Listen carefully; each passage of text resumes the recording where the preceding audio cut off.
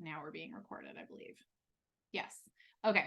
So the biggest thing that I learned from my time with Erin was this idea of starting with the time that you have. Like actually just understanding what is happening with your schedule. Instead of deciding, I think I sometimes have decided like I should be writing 20 hours a week, or I should be, I don't know what it is. But that doesn't necessarily A, work every day because my life changes day to day, or like B, necessarily work with all of the other things that I've got going on. So Erin, could you talk about how you like start planning? Yeah, so what I do like a plan every week on Sunday. And what I'll do is I'll get out my planner and I'll look and see like what do I have going on. So this coming week, I'm recording a podcast on Monday. I start teaching the semester for the first time. Tuesday, I've got writing time every Tuesday morning with some of my writing group. And then early Wednesday morning, I am heading out to a conference through Sunday. I am not going to get any writing done Wednesday through Sunday. I'm probably not going to get anything done on Monday. Oh, I'm also moving offices after 18 years.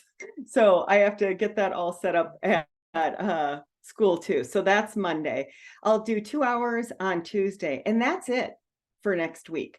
So what I do is I try really realistically to look at what's coming up. So I have this general sense most weeks I want to write 15 hours. I'm half-time at work right now, so I have more writing time than I used to. So 15 hours of like hardcore timer set in the chair writing. And then I'll look at the days and think, when is that actually going to happen? Because I've got to squeeze in a half hour here, a half hour there, get the kid to school, among all that. So I try really realistically to look at that schedule every week and say, this is when it's going to happen. Do I always follow it? No, but I get so much more done than when I used to just say, well, I'll write all day on Saturday. Oh my God, when was the last time I had a Saturday open for the whole day? So for me, it's really realistic to set that, to look at the planner and set those hours and accept when it's not going to happen rather than feel guilty. I'm all about lowering the guilt quotient too. So next week, I'm going to write 2 hours. I'll be glad to do it. Lucky I have it. And that'll be it. And then I'll come back hard the next week. Yeah, and I think it's important. I think when you do that kind of, when you understand your time that way, you're also able to see how much you can get done in 2 hours. Because if your goal is 15 and you only have two, it can feel a little like, oh, why bother? But if you schedule it and you make it matter in your life, I think you can see that you really can get a lot done. Erin and I both are academics, so we have lives that are structured in some ways to make more space for writing, in part because it's like part of our jobs. And so if you're hearing this and you're like, man, I do not have 15 hours a week, like that does not mean you can't be a writer, right? Like you can still get a lot done if you can find like half an hour on a Tuesday and a Thursday, and then maybe you can Absolutely. steal a weekend day once a month or once every couple of months or something. So I hope that those numbers are not discouraging. I feel like, Oh, everyone has Nancy, different life.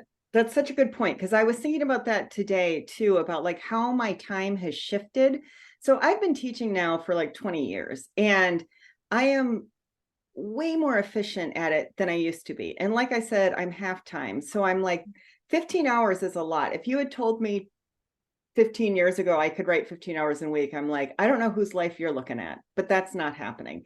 There have been many, many times when it's 3 hours a week, it's 1 hour a week, it's nothing that week.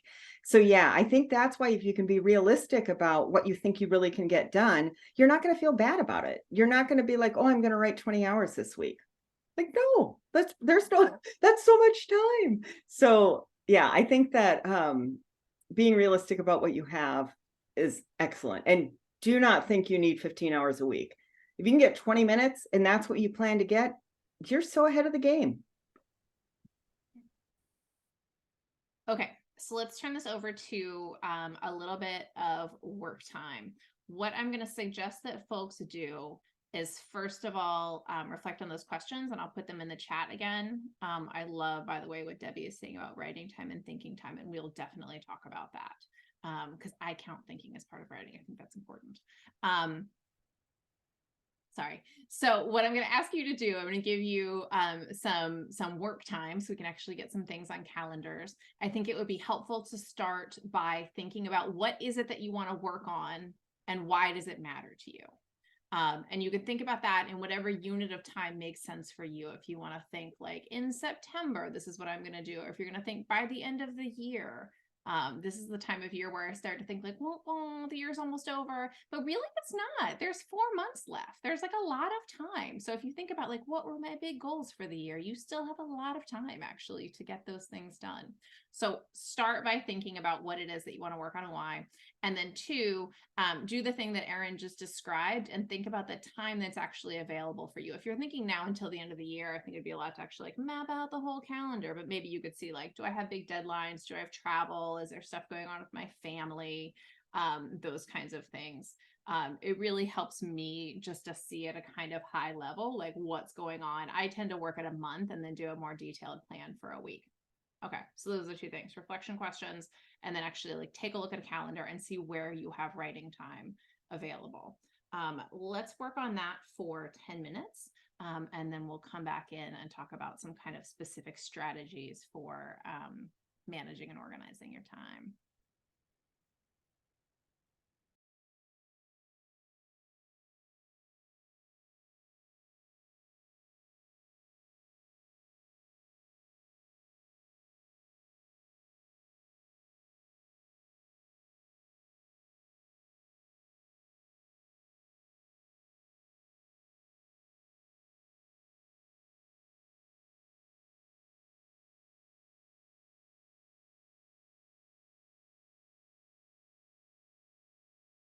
Recording back on. I want to talk a little bit about like setting goals and tracking those goals. Would you talk about what you do there, Erin? And then I'll talk about my, I keep saying I'm going to do what Erin does and it doesn't work for me, but maybe it'll work. And that's why I can't wait to hear how and why it doesn't work, because yeah, so talk about your goal. This is such a how you set goals, how you track your time. Okay, so I just had to do this this weekend because again, I was looking forward to what I have this semester and everything. And I found that baby, planning baby. No, what I do is I have that spreadsheet with my friend, like I was talking about, and originally I didn't realize how much data that was going to give me, but what I realized was I went back and I had tracked every hour that I worked on a novel. And I was able to figure out, here's how much time it took me to write a novel.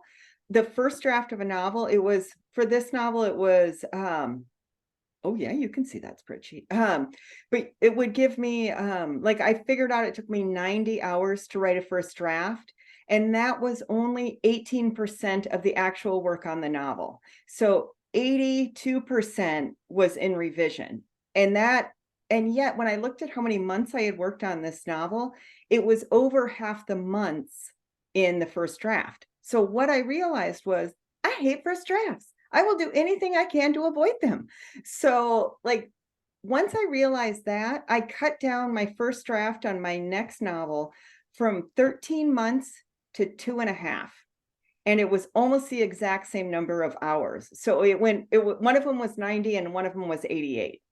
So once I realized that, I was like, oh, I see. And then I started to get a sense of like, if I got a letter, an editorial letter saying, love your book, here are 10 single-space pages of things we would love for you to change about it. I could look at that and know that was going to be 60 hours of work.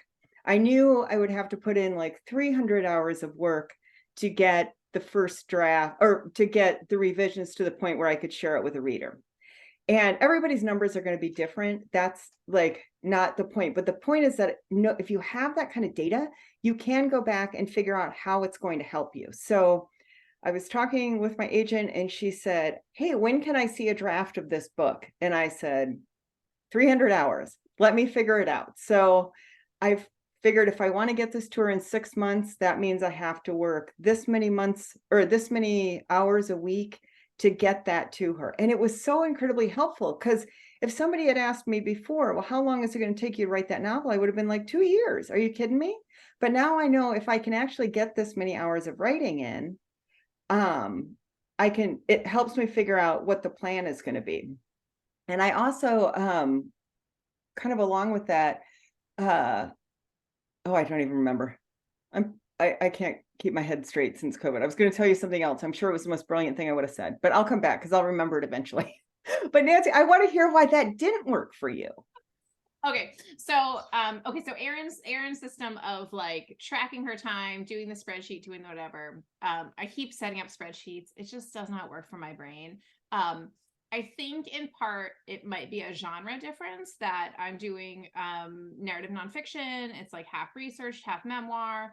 And so if I really wanted to, I probably could track like the reading time that's going into the research, then like writing up those notes, then like finding the references that like the other things I need to read, then the so some of it is just that the process seems different, but I'm not really sure. I think it's just that that's not really what works for my brain, that I don't necessarily want to like sit down and count every time I am working on my writing. I don't enjoy it. I'm sorry. I love that it brings joy to you, Erin, and it works for a lot of people. So I'm not saying don't do it. I just want to offer an alternative. And Could I just say, I just want to say this really quickly. I love what you say about it. It's not joyful. It does. That's not fun to me. yeah. And I tell you, there's nothing more fun to me than keeping a list and like writing stuff like that down. Like I've got a list of every book I've read since 1992. Like if I'm not tracking it and I'm not getting credit in my little brain, then why even do it? So that is such a good point. Like what makes you joyful in this process? This is why if you aren't following Erin on Instagram, it's Erin L. Flanagan. Her family does this like summer reading bingo thing. Like if you're listening to what she's talking about and you're like, I need to know more about that, find her on Instagram and you can read more about it. So what I have been doing is it was one part silly, one part not. So what I have found works for me rather than checking time or words, especially for the part of writing that I'm in right now, is honestly just thinking about the milestones. Like, okay, I need to have this chapter into my editor by this day. What is the work it's going to take to get there? And some part of that is like, okay, there's a research component. I need to have the research done by this day. Then I'm going to turn around to drafting. And at that point, I do start tracking word count because I know about how long each chapter should be. But that's really just because it feels good to be able to write down, and I do it just like in my notebook. It's not in an organized place, but I'll just write down like by the end of this day, I was at like 56, 74 words and like a little exclamation point. And it makes me see, that makes me feel happy, right? That kind of word tracking. But for me, the big picture is really the milestone. Like what do I need to do in terms of the shape of the project? And some of that again, I think is genre. That works better for the genre that I'm working in right now. The other thing that I've been doing that has been very fun for me is that I've been giving myself little stickers for my work. And I don't do this in any, I think I used to think there had to be some sort of mathematical, like, 500 words equals one sticker. I don't do it that way. I just do it by kind of like how I feel. So like you can see this was July, I think. I don't know if you can see any of this, but there's like, yeah, there's 3 stickers right here. They're little heart stickers. I feel like I had a 4 sticker day. Maybe not. Maybe that wasn't until August. There's like 2 stickers there. Most days have 1 sticker. But they're just little hearts and I just like them and they make me feel really happy where I'm like, I did so much work. I've been working so hard and like, let me give myself credit for that. Yeah. See, I did have a 4 sticker day. Look at that. I had a 4 heart day there. I was so excited. Nancy, I could not love more that you just know in your heart it's a 4 sticker day. Like you know that. You know. Yeah, it's just the part. And I will say the other thing that I do with that, that's I don't know. I think the stickers are helpful. I actually don't even mean to make fun of myself for my stickers because genuinely I think they're helpful. I like it. But the other They're all my stickers, Nancy. I brought them up with me. Oh yeah, I'm all about the stickers. Motivate. The other thing that I would share is that along with those milestones, I do keep notes for myself in my notebook of like, okay, what did I do today? What do I need to do tomorrow? Or like whenever I'm going to work on it again. So I had those kind of process notes. I'd be like, okay, I learned these things about Dr. Spock.